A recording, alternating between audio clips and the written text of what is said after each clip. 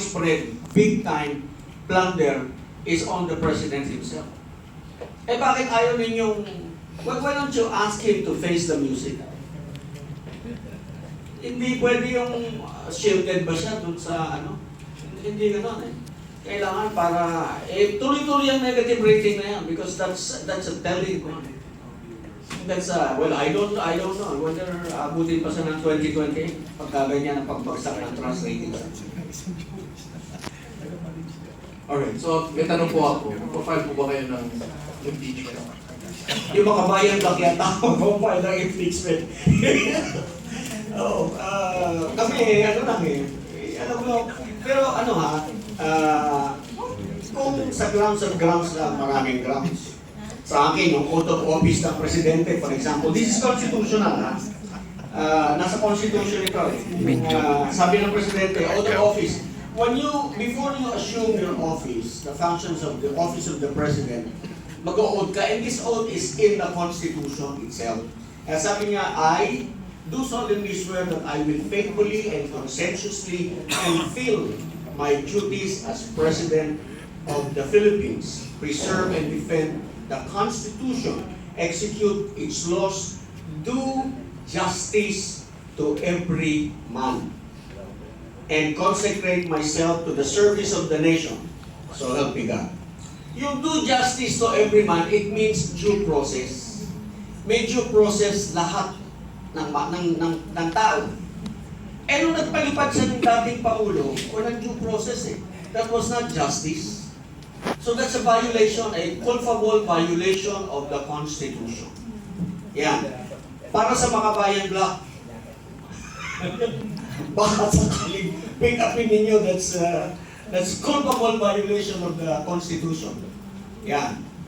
Kami, we will be concentrating on the defense dun sa kung matutuloy yung sa Pebrero dahil mas maraming kasalanan nito kaysa dun sa isa. Yung isa make believe yung confidential intelligence fund.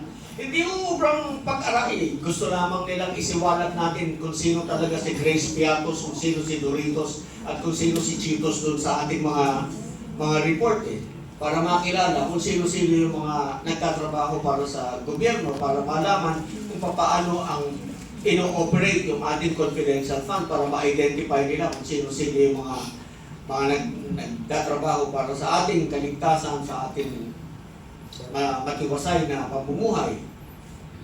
Yung confidential fund ng Vice President, maliit lang po yun compared sa confidential fund ng Office of the President.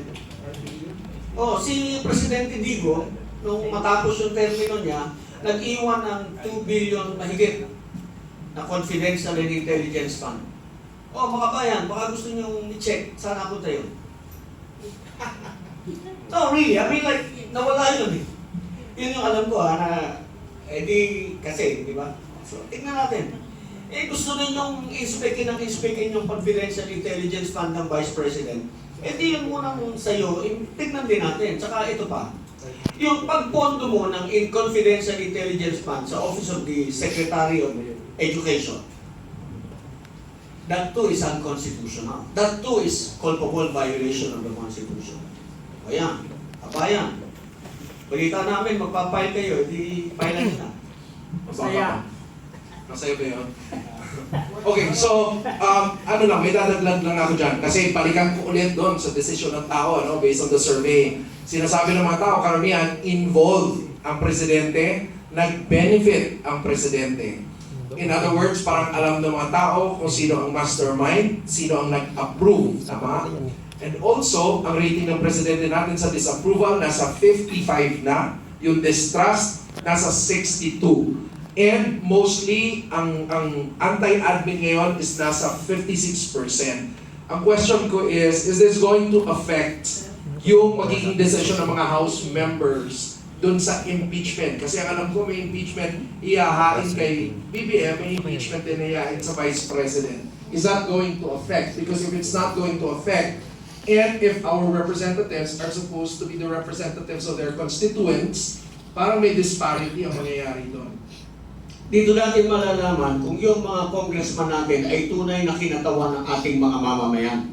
Pag nagkaroon sila ng consultation at isusundin nila ang ang taong bayan, ang hatol ng taong bayan, at yun ang magiging boto nila sa ating kongreso, well and good. Pero hindi boto nila, kasi kung boto lang nila yan, then they're not being the true representative of the people. So there's the challenge. Bago bumoto yung congressman nyo, dapat alam ninyo, yung pakinonsulta kayo. Because dapat ang boto nila, boto ng tao. Kasi sinasabi nila na yung boto ng mga congressman na sa impeachment ay boto ng taong bayan. Kung tunay na boto ng taong bayan yan, dapat kinonsulta mo muna ang iyong constituents. Ano po masasabi niyo doon, Ma'am Malu? Oh, may impact yun, no? May impact yun dahil